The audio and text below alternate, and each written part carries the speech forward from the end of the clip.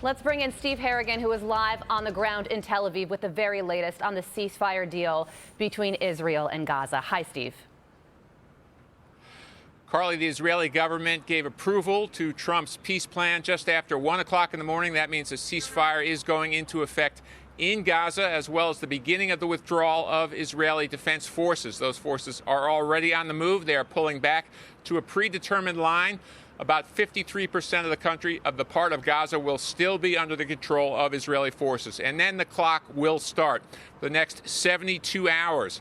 That's how much time Hamas will have to release all 48 hostages, dead and alive. President Trump, who's coming to the region, had this to say. The hostages will be coming back Monday or Tuesday.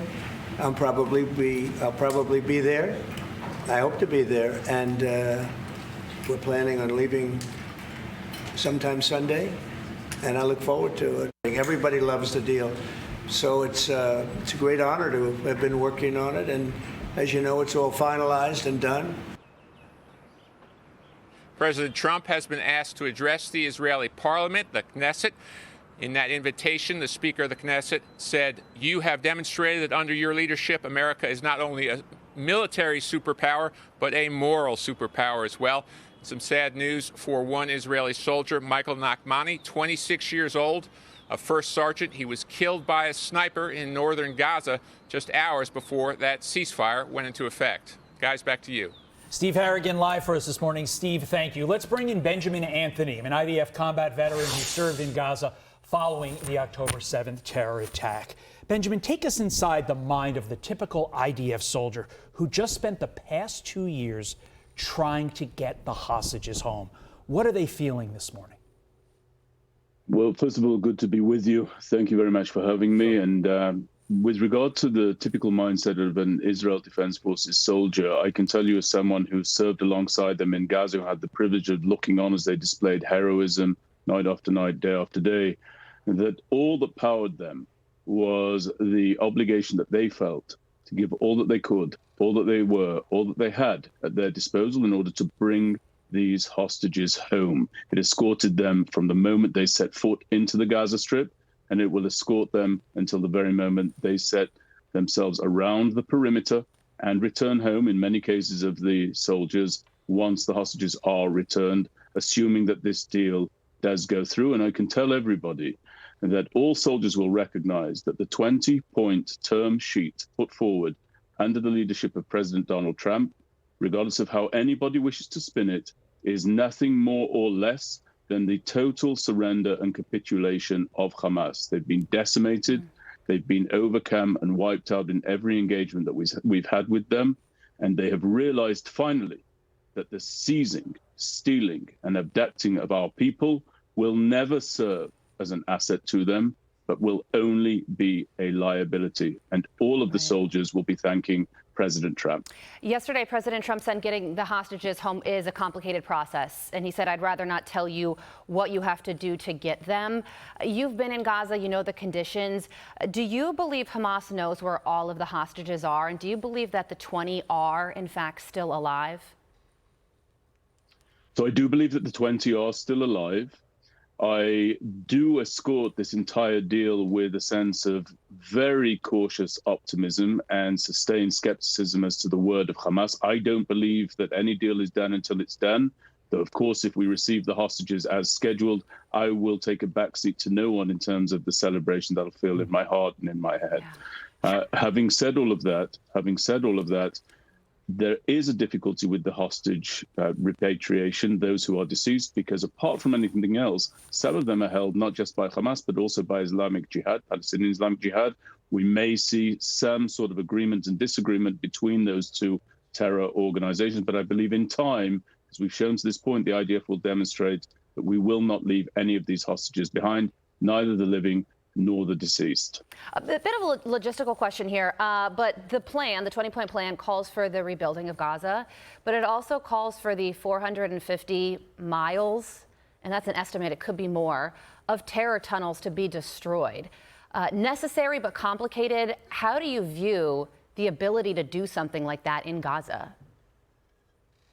Well, I think that the details of what's now started to be discussed as the second part of this ceasefire agreement. So the first part is the return of the hostages and the release of the prisoners that Israel holds inside our jails. Many of them, of course, hardened criminals and terrorists of the worst kind. I want to make a point about that. But there is much talk about the second half of the deal handling issues such as the one you're asking about. And to be perfectly frank, the details are not yet clear. They will clear in the fullness of time. They'll become clear, rather.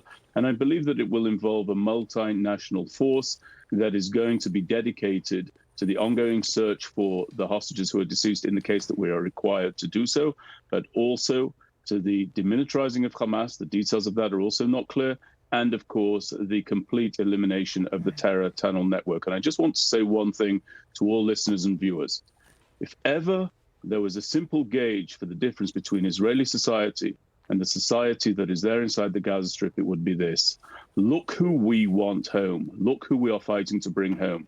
20 innocent living hostages, including soldiers who were arrayed in a purely defensive posture inside the borders of the state of Israel, plus our dead innocent civilians who died as the result of the attack on October the 7th. Who does Hamas want home? They want killers, terrorists, murderers of the worst possible kind. And not only do they want them released from Israeli prisons, they want them within their societies, the equivalent of Americans saying that they want, Jeffrey Dahmer to come and live within their neighborhood. It's a dreadful society. It is powered by too much hate, and it's absolutely imperative that the second part of the deal, that which deals with the demilitarization and the complete destruction of Hamas as a governing force and as a threat to the state of Israel, must also be implemented. Nothing short of that must be the end result of this. Hey, Benjamin, we have some breaking news that we want to get to and get your reaction to it, but we're just learning that President Trump has not received the Nobel Peace Prize. It's going to go to a woman named Maria Corina Machado. What is your reaction to that, the president not receiving this award? I think that, quite frankly, the gift that President Trump has bestowed not only upon Israelis, but I believe in the near term, potentially upon the region, actually goes above and beyond anything that a Nobel Peace Prize could go any way to describing, could go any way to defining. And I actually think that there should be a new prize that is coined. I think that there ought to be a Donald J. Trump Peace Prize, and that should be founded in memory of this tremendous feat of the president and should go on year after year and be bestowed upon the true peacemakers. The Nobel Prize Committee, their inability to recognize this feat by President Trump speaks volumes for just how detached they are.